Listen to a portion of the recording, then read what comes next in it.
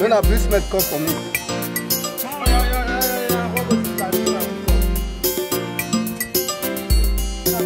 Wait. Wait, no, you have any radio. Yeah. I need to tell you, but so I give you intimidating and you're more. You're more. One of women. Eh? Hey!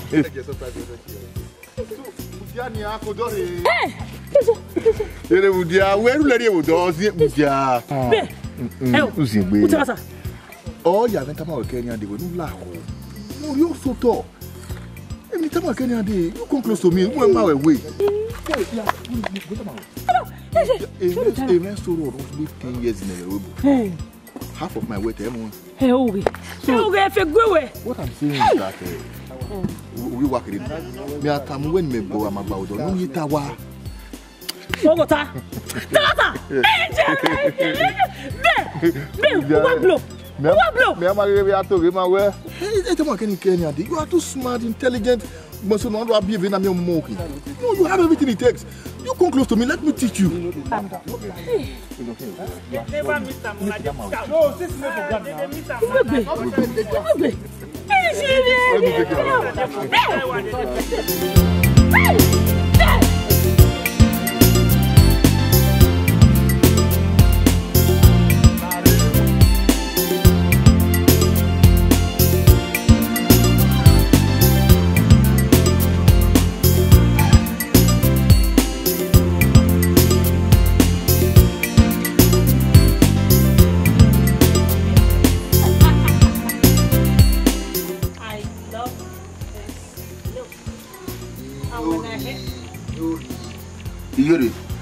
they go shoot that for your body. And they are removing by where you were. You look at what you are doing. You look at what you are doing. A chief in Yagbina. Why did they with Fuku? If you have a how dare you? Are you okay? Who the hell do you think you are? Who are you? What? You? Where? Erime? I'm your dad. Because mo take care of a responsibility to one wanna. I'm a pay business wanna. I'm a pay house rent. I'm a river area. So I'm your father. Yes. And never change today. And can you make that road? Where? And get my young or master way. And get my young never say where. Let's take away as a get man. Who the f are you? How dare you? Yes. Yere. Menera. Get mama say me he. Iwa kulu awa gbogbo ni. You know what that you I me we go me you me tell me say we buwe ye. Why o men yawe? Why o men? Yeah, I was in my me. If you senators, if you honorables, any help my what? Any we go here, we are here go so 200,000 here. Then well, I want anything for the boys, anything for the guys. And now do it. And I went down. What's your mom? Mom, come out!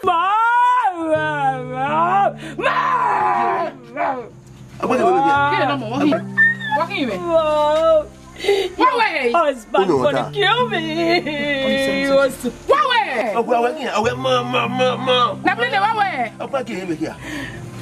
But what the matter with my pocket? You buy a bird where you no kidding. Or I'll say, Mamuda, see, okay, working now, where get more of a woman must over here. And I think we work, but what does man? What? Dog party with Benny. I'm going to get here. You're the little member that come away. He wants to kill me. Now, what when you say money? One of the women. I want to hurt you. Better. You're so evil! You're so evil! You're so demonic! You're not my father! I'm the senator's daughter! Hate you! You know, it is for the matter. What if I have never seen you? Where may I what I may warm? I may be winner. Why may I be? And that will you watch your woman to say you do with me. I'm not coming away. I'm not going to win and I will let me right be. I'm basically going to do there. And why am I ever doing? Why don't I? Where you want to know that Wiki? What Wiki? Where are the women right there? Where are the women? Me go omo ni we no. E da me boy le. Where do ya? Where do ya? Oja we question ari ene. My boy. Ipan boy na bulele. O hamwe. Baba nyere. We, o hama mo ni ma gbe ko we. We ati bono bi be. Omo no se we da. Abi o. E pe yo ya re yo so ya. Ya afude ro wa. Is the starter? Yo so ya. E wa again the starter. Ayi ye ni ha. O ga le go le ye. De bo emu. Ba ye ni me go. Why wo ya wo re wa wi we wa gbo. Wa wo da ko pa be wa hin. E mo da nu bia me. Wo ko ni area. Ya gbo ya re we. E de ya gbo me se ma wo. We na me na ba ro ko wa de we de bi na e ma. Ije ka ya bi wa ko du. Se wo bu e, o na mo me ki ta ba we be be ri o ma fe ki. Ya ke wo wi we baba ma ka o ka ze pe o. Ya we ade we aka me wo abo fa mo ya wo abo wa. Be di ari te ya mi wa fun. O ke ke mo we pa no wa o. Ame me bricklayer wi ya wo o get mo. Ya ni boyo. Ya we de wa yi mu na. Báwo máa kọ èyí ìgbàgbọ́ jẹ́ ìgbé ọkọ̀ ìgbàgbọ́ jẹ́ ìgbé ọkọ̀ ẹ̀wọ́ sà amẹ́ dájú kò wòlíì amẹ́ ẹ̀rọ náà. Ìjà ọ̀gá ìrẹ́pà mi máa tara. Ẹ ṣe wá mẹ́. Bàbá ó bẹ wéwèé wá tara. Ó bẹ wọ́ ọ̀yà mẹ́ ọmọ mi kó dà o. Kúrúgbà mẹ́rọ wúpo. Ẹ bákan náà mi wá rọ ni òwú ayé kan náà wá mẹ́rọ yẹ. Kẹ́ ẹ̀dẹ̀rọ̀ tó fi ẹ̀ náà amẹ́rọ yà. Yà á gbá nínú náà bàbá ni kẹ́ káàdó mi ò fi wẹ̀. Ìyá àti ẹ̀bọ́n náà ti rẹ̀ ikú ẹ̀ ni ọ̀. Bí bá gùn rẹ̀ gbogbo ẹ̀ mú ẹ̀ gbogbo ẹ̀ kò kí mẹ́. Are you not rich? Kuma ese o meso ni gbonya o meso ko kime. Eri me te paari agwa. Mo ko ke me agume o ma so eri me. Mo ko ke wu. I feel my father ke wu. Gbe o we me se ni ko kime. Gbo me so be wo o we se ni o wa so ko kime. Ko kime du wa te ya. Ma ye ki o ma se na. Can you believe it? Ma ye ki o ma se na gba oge. From 1892 years ana gba oge ro wa. Anyway na youth we na. Na youth. You make your man. Oh, what about that? Well, we don't know. They want to many you are about our mob by everywhere. Matter my second. Yeah, you are keep that. When they have my job, one here, eh, put it on. Hello, Nabrele. And you are quite okay, woman. Anyway, you know that many years. Oh, what about you? What about you? I couldn't hear you. I'm Eh, me da me ni. Eh, wa bu ni me na me wa bu ni me. E wa me ya. Na so ni tabana u se mani ha. U ba me go bana u ha su ye ni we bo na bulele. Do se wo wa do to bana wa ya ti we na bulele se yo. U se ma baba ya gwali mu na. Ha? Imu na ebe na nwa ebe obi o kan tere. Iwe mi wo kono ke mo ni ni ke yore. Ayo. We ni la ni me wo bi na. Wo se ni wo bi na ya. O ya be ere ma gba yi we ni be mo gbe na ba eri be wa ru ya asakra me ma e de me wo I chop asakra eh abi ni na me ko to wo ri o e ma eri ru be me wo mari be wo yo e ma gu yo eri o ko o ye wu ado wo ari bo pa yo ke wo me mari me wo la ko abi yo ko de ni me wo ni ke yore o ye na so re e bi lo ga so wa ni de ba bu lo kan ya yo say ma e ma da o wa na bo be me mari me wo mari bo te me ni ni gbegbe Ama se no ga ro bi baba ba ai bi ko wo baba me go mo ri ri ko na wo ya ta fe no nya gwa na no be ri ogo ni nene me wo lu tari ko na me hiari we ai me ye ku ya bu won yo gbere yi ye pa ti kene lo ene ku ya saba won ru da we doctor ta be hi afefe we o ma no ri e ba o ma ri mi ogo o bo ya si pa so ko re ma gbo mo o ya me ya ju ye so pa no ke me te be agwa lo we ye ku ya ku ni we le ga no bo ju pa so ko re e pa so ko ni o ya gbo e gbo egbere ane na bulele won e pa so ko ni ka gbo wa o ma mo ni ma gbe gbo we emi wo pa ni me no ka won ni ke yore we na ri o na ri o ira me i gasa evo wala re i ama me da kwa wa ba ki ni gbegbe e kwe ko mu wa o ni na watapa o bu wa e fa ti agi aya ate mi na ulu wa bo I think I gbe wa inu age wo do ka yi bae iye na mo o ga yi le ka lu jo ku go re ne ito ya le wa yu wa nya kan de wa do yo I ma ya ye a o yan wa na bulele I ni me o we ri e na kai e mi no wa ka de gbo nwa mi o gbe e mi no wa kwa le gbe ye you're no even. Why would I take one? Why, I didn't go moon. Where? What me? Hey, you're a guy, so today, what do you mean? Why want the young when you're down? Why, what mean, what alone? You're passion and I don't know if you do that. A woman. Oh, boy, I put it. See, I'm here. I know you were born. I know you were born. I put it there. We're going to cooking. I have a good again. Who were you? What I would do? What I do? Yeah, yeah, boy. I was born. I didn't ask you not to let him. What was the movie about you? Huh? I don't know how you go to the Fernanda. What will you go there? What beg you are? Why you walk and do it? Yeah. You didn't got it. I don't know why. When I get it, what about Matano? Every my eye, I walk by Yagbra. Good way. Why, my gonna go whoop. Ah, what by you know, in the big lab, give me a tear. When you want to make me where I am. We are when they go away. There you're not even. I can't, eh? I'll be your way. Where? We are men who are going to play. Go to places. You get with it. Yeah, you're any Gillian, I know I can't anything. I have a man or tell my what's me back. What do I meet Baba? You buy one. I know my money will no go. But what about Nicola? Why people have given me a gift? Where we are? Why for a rosa? No one, where we want to pack a pot. No, I don't know I like. Oh, yeah. You are passing short to me. And you are the cause of myself. What with me? Baba says, Nina de Bawa. Where, the Fernanda, Massa Mamma, there can a quinagale Muron, when you go on to do at all. One amoji. Huh? They can't wait to do the human, they are going, they will tell by. Huh? I mean, Scoopy on mighty day. It's a serial man. No one will only win or running in a boy and Luzaniac said 200. Who will the woman? Why are they? He said 200. Mighty day woman. And you get it over. You give it to whoever. Don't also why you're about over. And I put it. Oh, I go to you. You look at your mouth. The man was there, but I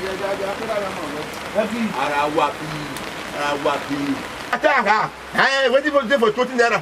We can go for the pocket. Never say that. Oh, Yabo, you want me. Was you only what you want? I'll go with you.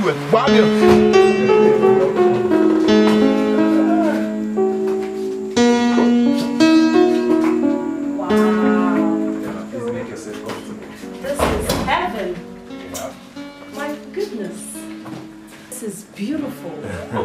Oh, your place is beautiful. Oh, yes. I'll say that again. Oh, my God. Your couch.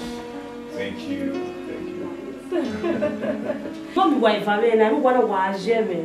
Yeah, he almost said. Why in Nigeria? So tell me, where are your parents? Anyways, they're in the UK. Yeah. UK? Of course. Oh my God! No wonder.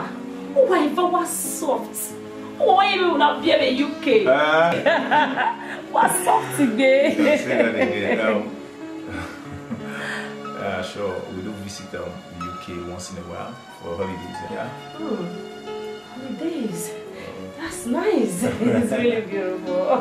And you're so beautiful. You too. That's nice. Okay, do you care for anything? No, but when I want anything, I'll let your brother know. Anyway, you are beautiful. You're welcome to our house. I'm famished. I want to go inside to get something. Do you care for anything? Oh, for now, no. I will let your brother know. Okay, make yourself comfortable. Big brother, do you care for anything? No, not yet. Alright, enjoy. So I'm coming. Alright. Thank you. Wow. Just like my dad. Maybe she didn't want you. My goodness. Oh, so I must say. Yeah, I've heard that she's a beautiful girl. Well, why it was Really? was soft. Oh, you know when you care, I love you. Of course. Thank you. Let me show you inside, if you don't mind. Exactly what I wanted to say. Beautiful girl. Your badge can be here. Oh, hold on, let me. My bag. Oh, okay. Yeah. This will be this. After you. Oh, okay. Oh, I'm right behind you. Soft guy. Who are soft?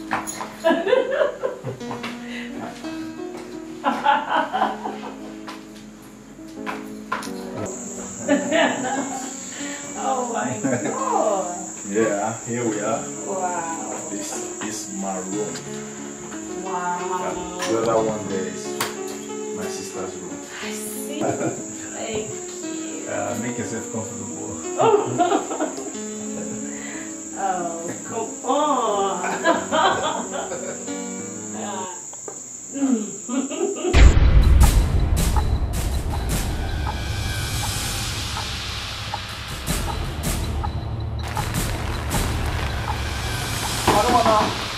Who did this house?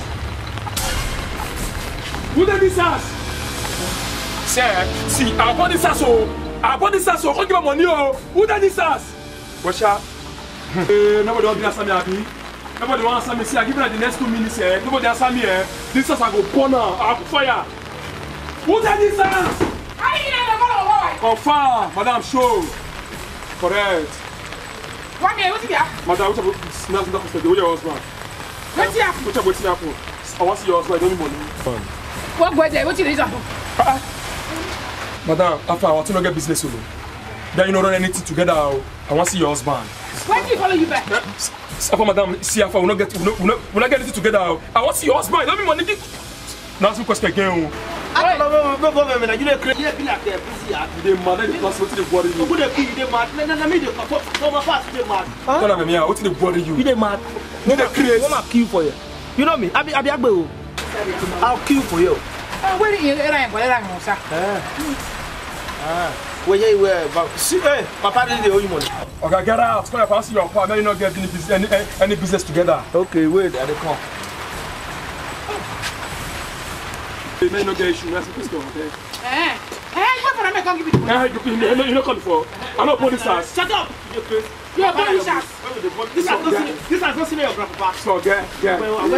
Confirm. Afa, relax yourself. You know this to bomb me. Give me money. Huh? Why they shot me now? Now, Bulele, what go there?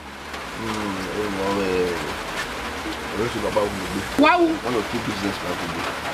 Then you want to get that? What you not do? What does you go? What? Where can we take man? What they? What's that today?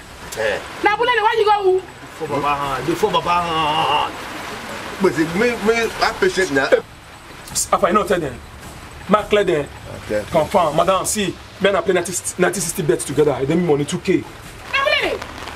Anyway, see. 90-60 bets. Okay. Now, Bulele. Okay, Gambo. Hey, Gambo, another bet, you know. Now, Bulele, what are we going to do now? What are we going to have money after Gambo? Who will go and a Bulele? I'm going to have a Gua. Who are you going to have? Who are you going to have? Who are you? What do you call it? 90-60 bets. 90-60 bets. They go that way. Stop, no, Madam. Madam, also they are not there. This also. If I give me money, let me pay money. Which next thing? If I see, give me money. I'll close for you. If I believe one time, you know what? For my pa.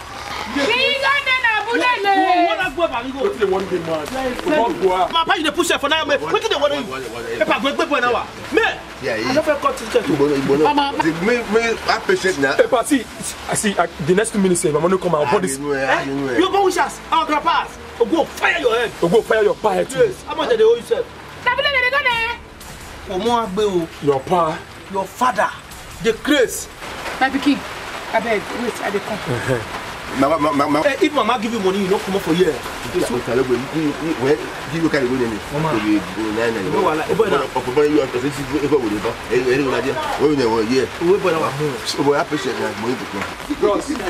can go in.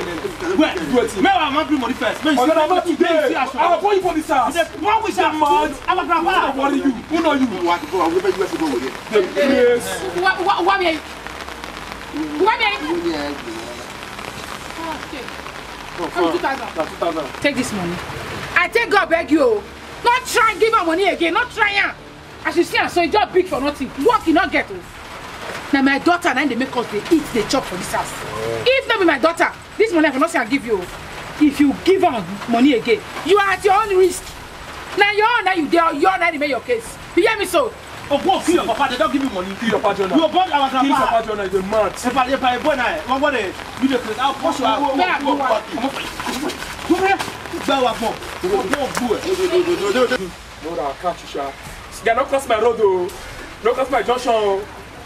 Your left ear, your pa. Die, you damn tea. Where you are saying, so for me, God will kill you. Where they go be there? What's you want? I want to tell you, let me be there. They're killing another Betty. What's your mother? Mamma, sir, there were the money for you. Well, we can buy a funeral better. Then it's time we're born. We have a bunny here at the moon. I guess a part of this. About 2 million.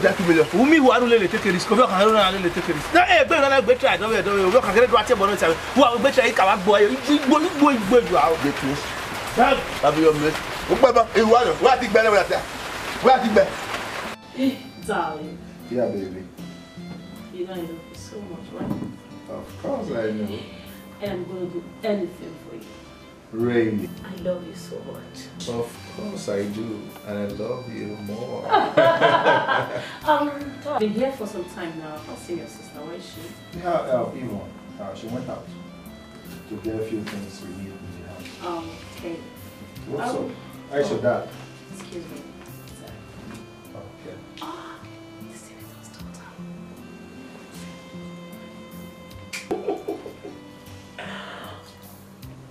Hello, Angela. What's up? I'm good. I'm fine. I'm doing well. So, did you get the alert? No. It wasn't 10 million naira. No, come on. It wasn't 10 million. I paid in 12 million naira. No, baby, check. It was 12 million. No, you actually told me it was 14. That if I can give you 12 or 10, then I just transfer 12 million to you. Not just confirm it from your bank manager. The money should be there. It will be there. No, it's going to be there. Go and check. Babe, guess what? When the last time in the US, do you know what happened? I told you, stop lying. Yeah, that popular footballer. You know, he was actually asking me out. Mikel Obi. He has been disturbing me. You know, we had to date anymore. I have a man now. I have a big boy. And I love him so much. No, come on, come on. Yeah, my next trip to the US, my work back here.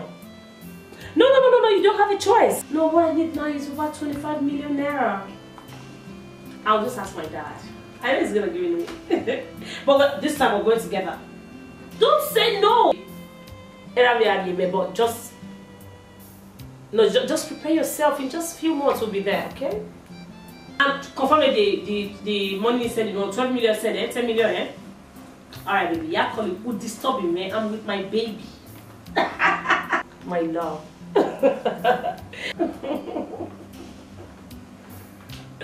Sweetheart. Yeah, baby. I'm sorry, that was my best friend. Okay. Yeah, we're very close. It's the senator's daughter. Ooh. Baby. Yes, talk me.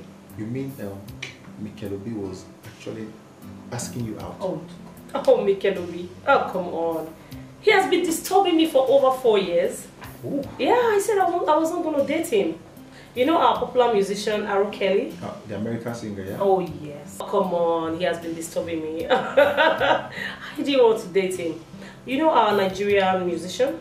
Sure, yeah. D'banj, Two-Face. I know D'banj. Oh, yeah. come on. D'banj is my ex-boyfriend. Ooh, your ex-boyfriend? D'banj is my ex. I dated D'banj for 1 year and 6 months. I mean, he was asking me to marry him.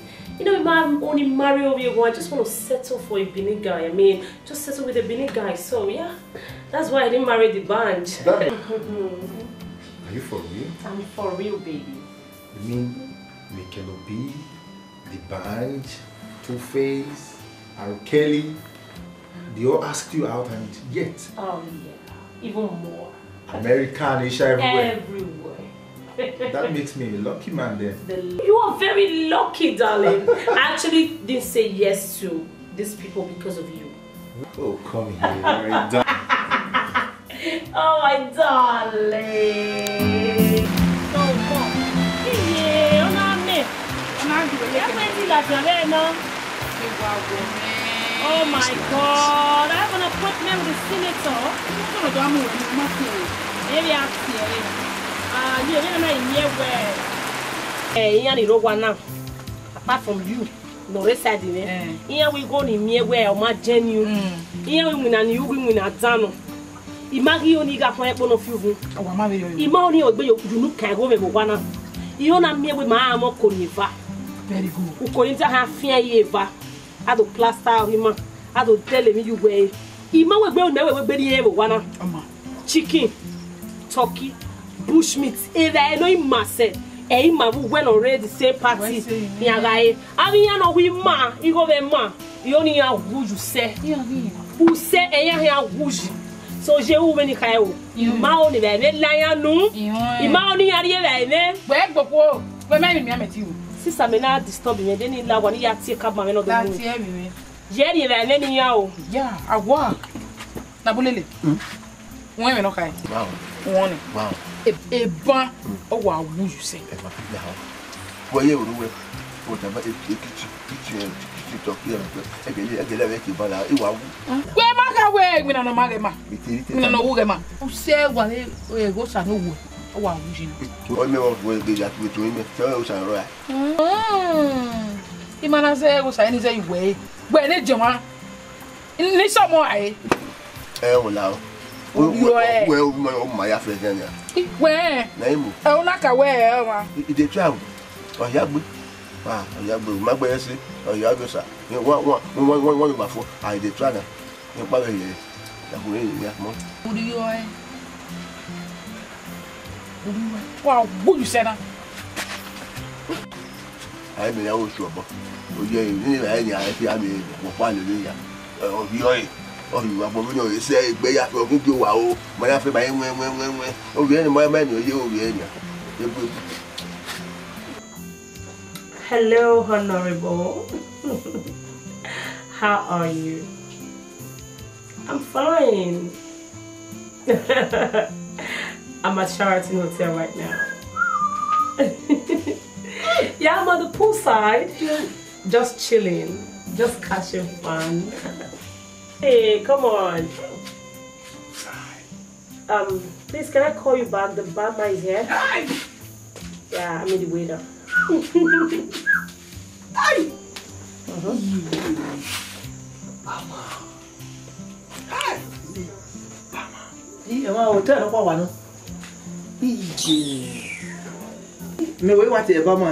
Hey, on that note, we work at Clear when it.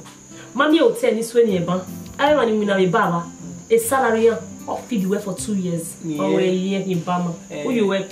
My year, they are only sorting. When we're quite going and I it don't know where them water. You really know we're doing like 2000 so we ain't blue.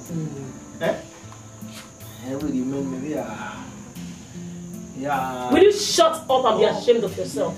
What nonsense. How dare you wait? Need you go nowhere for what? What's the money there? Huh? Need you go nowhere? Why them way? Eko.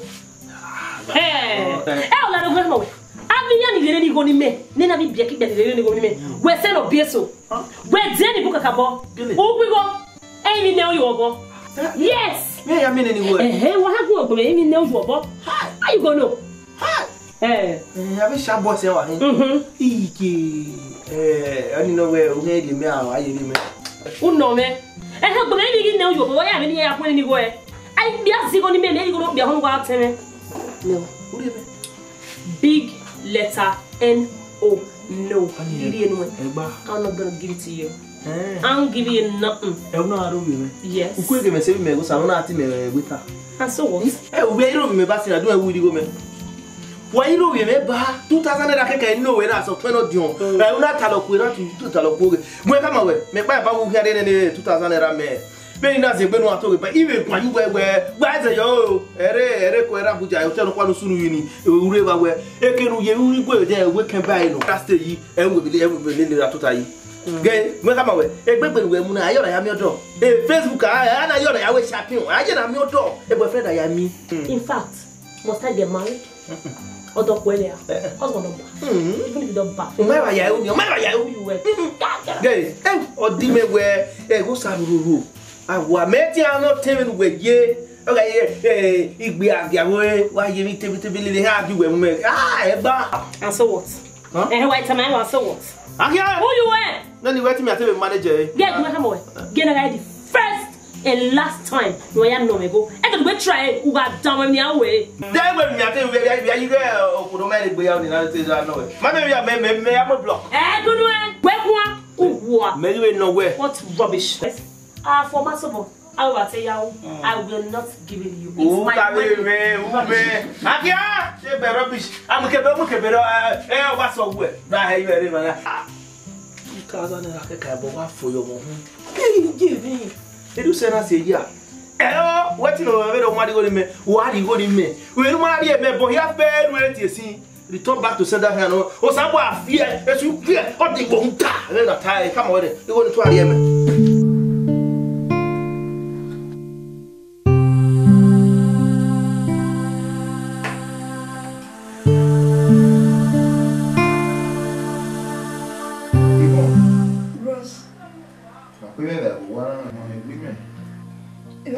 Okay. Wow,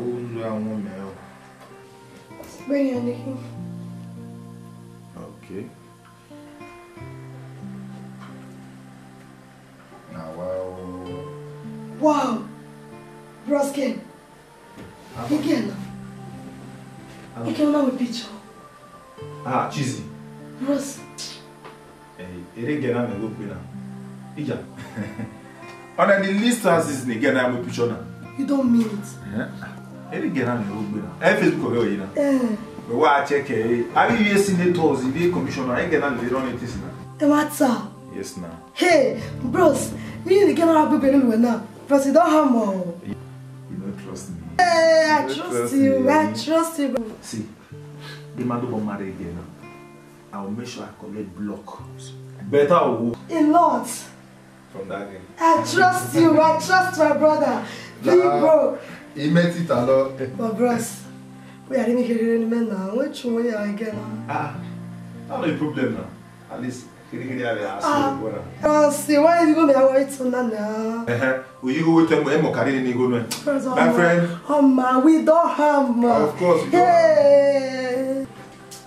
Just not even the eyes of or calm down. We have to celebrate. Of course. So yes, Senator Haram. Go and bring the glass. Let's toast to this. Yeah. How do I, Baba? Hey, Baba. Wala. He's hot. Metal be metal.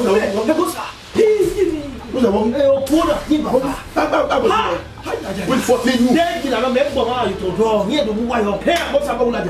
Oh, where there? One me Baba tell me Baba gbe ya ju.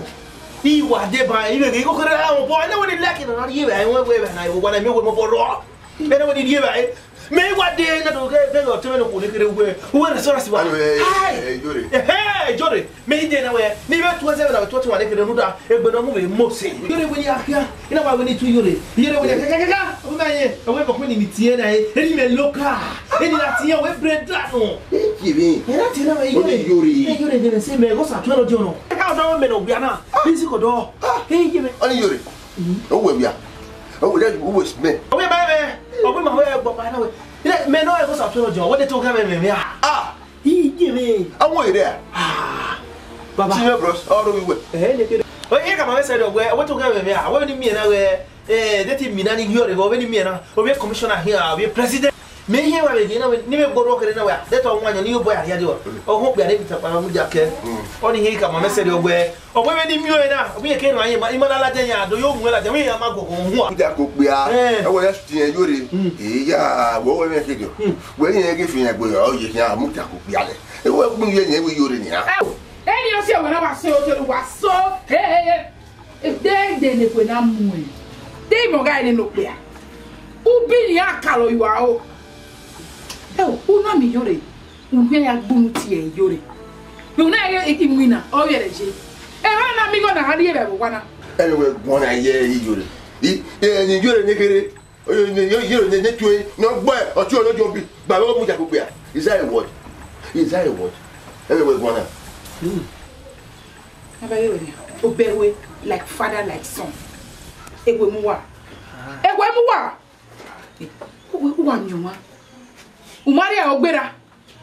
Na gete yere. Why Jore? Na wa be you are. Tell my mother tama me. Egwe na muwa. Awo bewe. Do. Daddy no one ya You Stefan. Hey, ama yale ne ba e. Mi ru ya ye o la bona. We do ya la bona be na. Ya gbes kan. O ye yo wa ka mu wa wo. O la bona yi Jore. O ba ni yele ni. Mi ru ya ye na. Unu ya so lo ya gbe. Mi wo te wa me wo mu ja o pe o te Stefan. E te Jore. Ya igbe yo ge na de ni. E do o. Me ko le ko wa.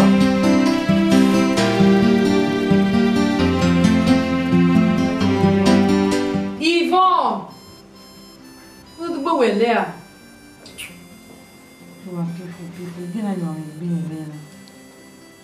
Yvonne!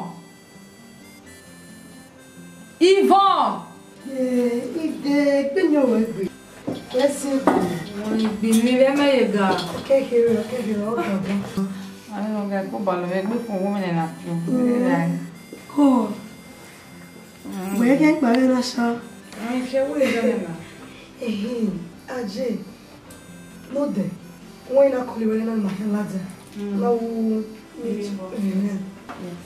my demeanor, my ladder. One of me girl, where me again, now my sister. Or he must see, you are gallant. Oh, ladder. Man, you have a cousin of barrel. Where I'm mad. When you like him, he may be surprised because Mommy, what's that? I'm not going to if you are no gallant. Are you serious? My sister, before you know it, only my son. Oh dear, my father. I'm surprised in this way. What made you and no there? Gee, my brother chopped that game. Huh? You want to marry I know there? I get who? My sister, you will take with me. Yeah, I look at the vacuum here. Having the right go stay. Are you serious? You're 20 years old, or they can't be. I'm a dog guy, and I'm here for a mother, son. I'm not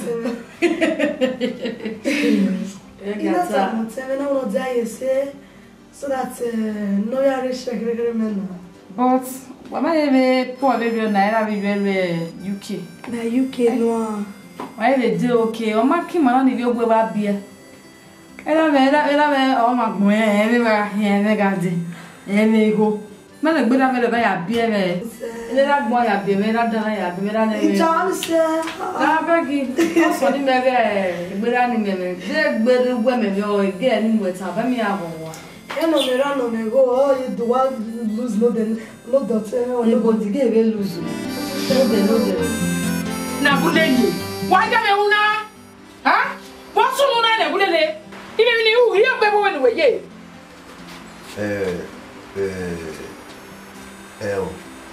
Mama ko do na Emma. Ti me tu le ma lo zio. Ka e be ka mi be ka ya yin. Mama be mi la bo e go na no ya pass so to me. Ni la bu mi ni ya bu e go. Iwe bege. Na me we mi agbo mo ni bi e go. Ya mi ro bo. Wo enu we si e a we me. Ye a wo ya gi me a ti e me bu ade ka me a we ni a we ma. Ye mi me gba wo yi ake. Ani ma yi. O ya lo yo fi ma ri yo re nya. O pa pa ari wa no mo se fu me do na nya. O ya mi picture. O mo Facebook. O we me ne da bo o we mo boy. Dem ke papa oh yeah me gba I me picture o mo yo ya mo picture o mo Facebook. O me ne na bo o mo boy. Me no na ke block o lu in ba bo de me. Wọ́n fi ẹ̀bùn ìròyìn lórí yóò rí kẹ́ná. Ọ̀yà àmì ìpìtọ́ bí awẹ́rẹ́ ẹ̀yẹ́gbẹ́ ní ẹ̀mú. Ìyàwó wọ́n yọ ìyàwó náà fìwé yẹ. Wà á tọ́ wà á yọ ẹ́. Wà á bú fún wa. Àbí kọ́ kẹ́ná ìyàwó ẹ̀mẹ́ ní gbọ́. Ọmọ náà ibi ká ó ṣe àyẹ̀wò kẹ́kọ̀ọ́ kọ́ pò. Oge dé lọ́yà owó ẹ̀sẹ̀ lọ́yà àmì ẹ̀ wọ́n kú yàmú dàdé lọ́yà òbí yẹn náà jẹ́ òwádé gẹ́gẹ́ ó ṣàdé wọ́n náà wọ́n yẹn tú ẹ̀ zẹ́ wọ́n bí yẹn lọ́jọ́ wọ́n náà wà ìdíná ẹ̀ ó ṣà flat àwọn èèmọ̀ adé ó ṣàdé báyìí fi yẹn lọ́yà ẹ̀ igbe ro keke aye o we ti we no pon ni iye do se na go sa na obe we a iye na ma se na gbona fi go sa ino we yure ki ma ti mu ma bi ni ma gbin agwa ni ma va se aki me we ya mo do saka we do o no unte me de me wo bi na so go no o se mu na wu ya na ma o di ma la o ma gba di aya o de o ta no ma kiena o we na ti me so every wa po no we sin mo take care to we le mi we wa se si we wa ni we wa po si le so it's so many less to you so my life is just wasted go yes wo na bulele o bo we na enwina o bo we na ya gia ya ke ya una di ya ku wa wo se ra gbona ifio de ne kwe na mu tetu me na obewe yere aro e no we yen vie governor yen vie senator yen vie commissioner u da gbonfie we na gbonfie mi eke u de yeke de ba de yeke o ni amasunu de me de me you know when you wa fi be we wa de e we si mu na ha me ka kokura mi ye me de yi ni me ga ni me wa de me ke lu we aye bo ke se go ki o ke ya wa yu we to ta wo ma ki me o we to ta wo ma ki me na bre wa ka me o ti ka me ya e kin o go me no ke ise seni o abush uno what it because we be that go poor uno did this egwe ya nwe agwa no we ni no anaka we e ro na bululi e wa no o wa se awa mi odo wa me so dia oku odo dafian o wa fikura kuri amewe owo kian osu afikian yen du fe de so we ro owo me le so we ro dafian owo kian o dafian mu ari o ya ku tago odo are de wa o kian me who knows amaya mi tete bi tago nya ba kian wa ki we wa ma o wa be godi wa bo wa emi ma ko ma e ba o ye de ni amu e kini wa fini we ki we bo je ke u sa si dade e o awo agbe ale pa na ya gwa le mi na iwa mo block iwa gbun iwa we gate man de nu we ye wa na bulele no be above e ko emu e de ke te ko emu e u ga ta we ijore ogambo bishop yon vie senator ogambo bishop yon vie governor ogambo bishop ino viene ja hire no ino we na bulele uwa ni akia be ba ka no akeba no aye yo je amena fi de gbe won ka mo bi afi si wa wari popo nu akun me popo fo e wo ra won afi fe fe o fo yan me e kan mo yo wa ra ba gbere wa ra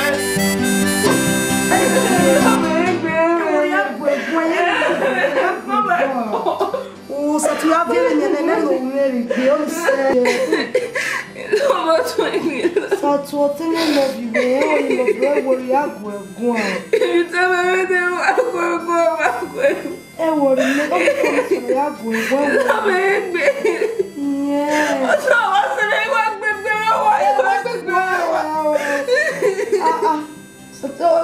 eu nem vi na hora agua com é worry agua I talked to my brother. Sato, what is he doing here? Imama no Lawana. What going on? Baby, please. Please, I love you so much. Please. What again, Lawana? Don't ever try this next time. And you, Sato, don't ever come back to this house. I can't survive this. I'm done. Anyway, how many?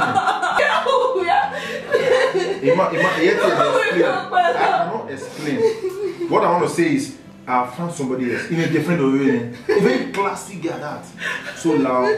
Say me, Egbela Wana. Well, it's gone. I don't want to see this here. Don't try this thing next time. Ikiri, la come later and money higher. So, because I just stopped it, don't worry, Yes. We want it.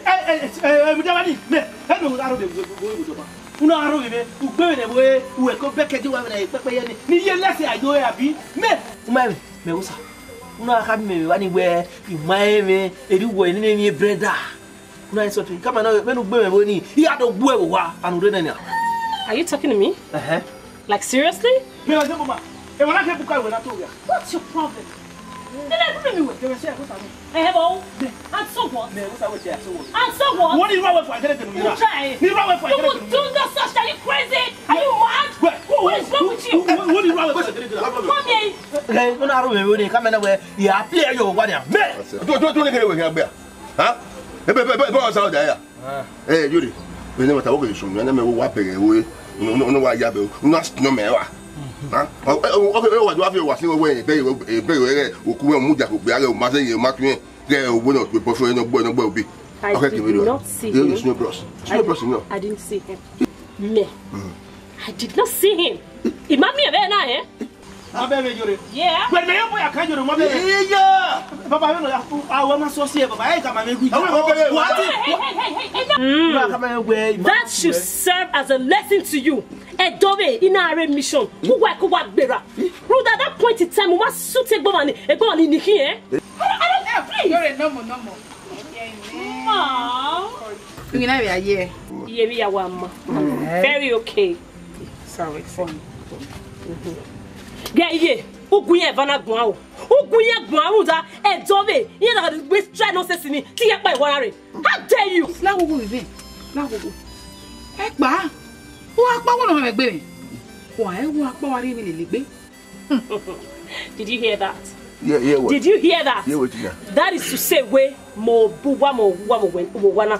That is to say we mo buwa mo wana. But when I try nonsense, I will pack my things and leave this house.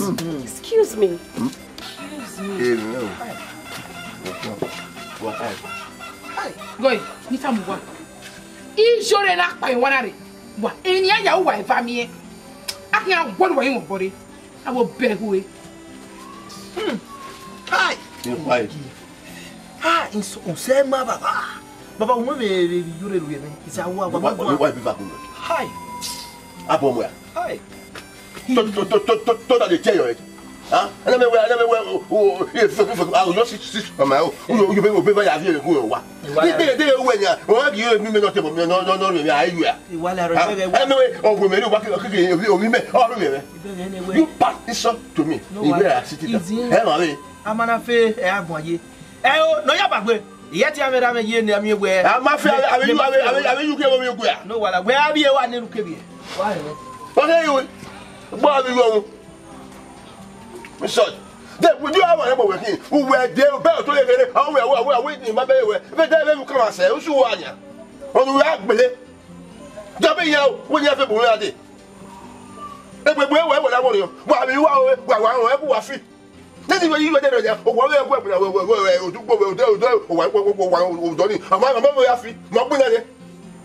O so wa de why you ke tu wa ko to. Why o wa mo? I will do it. Why did we make? Why did we make? That's not good. I don't know why. Only they do it. What is it? But you know, you'll be good. Why you go? I need to move. I don't know. I don't know any. I don't know why I make go where say me tie. What me I say chop wish. My I am with one. Yes, today start today now. Me I say. Yes. Why you are what I can't talk. You are talking. Okay. Okay. Okay. This very Ken, by your own assessment, do you think on asset you are double 150 or 200 or maybe like that? Oh, he's a big boy. Okay. Oh, it's in there. So there's this FMT owner figure. FMT. Very well. So you know how is that? We call it. Since we have 2 hours, time we now make a call where we have seen it to another that and wait a nice video where your father is a multi-billionaire. In fact, we made the last call in making in now with my will be a senator's daughter. In fact, a guy it's a wakuo. That's it. What we're going to as a businessman, we call it there's a particular amount of money. When we were like bedroom or here, no where we arrange everything. But bedroom and the money was so huge. So we were able to pick 15 million out of the money. And right now 15 million. Yes. So okay. The only person you trust that you can trust the money with is him. Simply because we won't spend the rest of your life with him. And there's no matter we hear that and reject it. We are here addressing when in the Korea near go get. But you look around where one money you can't. It might spare doom for you simply because your father might trace the money to your account. And after that, 2 of you will not live a better life. By call or not a radio, when I expected the money, then the next thing to do, I will tell you. So right now, you died in nobody. Make sure we'll be using that voice that is close to grief. Romantic voice. That is we will call it right away. Yeah. Let me do that. Don't clear it. Don't try. Before you make any plans, clear your truth. Jesus. Hello. Hello, sugar. Baby, are you here now? Maybe okay now. Yeah, I'm fine. No, maybe I did okay. Baby, you know what? Yeah. He want me 15 million naira or Rami Papa now. We will drop Rami. Are you serious? Yes. No, a huge amount of money rule but here 15 way. Yes. And when you are one guy I love so much. Oh my God. Yes, 15 million naira. Yeah, if you are more you die care way. If you take a risk in narrow down. You know I love you so much. I love you. I want you to be a better man. I want you to have a good life. You only establish you. Thank you very much. Who is it? Yeah. You know what? You're going to pass in the next few hours or away. But you're going to promise me one thing. Yeah, what promise me away will say me you're gonna be there for me, you will not break my heart. Really? I love you.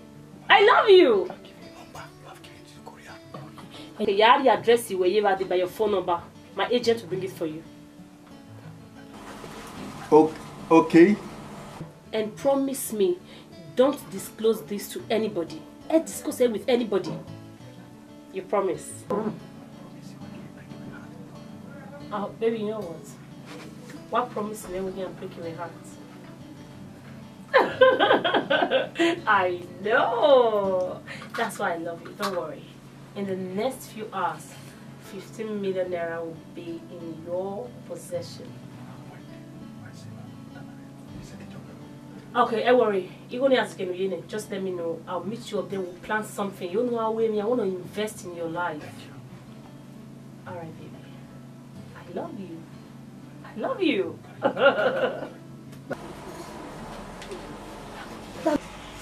What's soon? Yvonne. Mommy, what's soon? Guess what? But I'm going to go now. I'm not good at guessing. Come on, man. Chizzy is sending me the sum of 15 million naira. Jesus! Just like that? Baby, just like Itai, when you get to the game, I go big. like you say, obviously it all. Jesus, we don't hammer. 50 million. You are melting then now. That is step one. Nothing away. The same guy. You don't buy it. Do you trust me? If you do, you not buy it. Okay. You have to trust me with whatever we are doing. Yeah, you not buy it. So after that, I'll tell you what next. Yeah, so we don't buy. Now you're calling wrong person. As we are talking, she's sending somebody to bring the money. We money in the account because era IT trace. So the money is coming in. 50 million. 15 million naira. Bros, we don't have man. Bros, why share me, sir? Sure. Oh, then you go. When you die, you understand. When you are the account banner, anything to do trace, man got any complications. So, already you have to die. Why go banner? And what you gonna have a say now? Have a time. Why share me? Why share me? But if you get a lot, way I remember. Why share 15 million? 15 million. Are you for real? Yeah. So, in 10 minutes time, remind me so that I know what to do.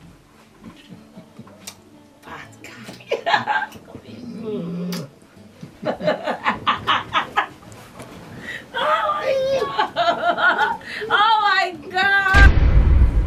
Oh my God. Oh. Jesus! What is it? Let me see. I don't like this thing. No matter where in the next 10 minutes, you should remind me. You have a call I make. Aww. Baby, I'm sorry. Just look at this.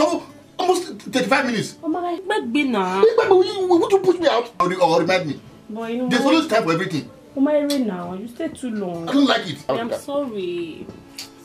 Don't touch me. This is one thing I've been teaching you. There's time for business, there's time for pleasure. I think the number or end with 77. I'm sorry.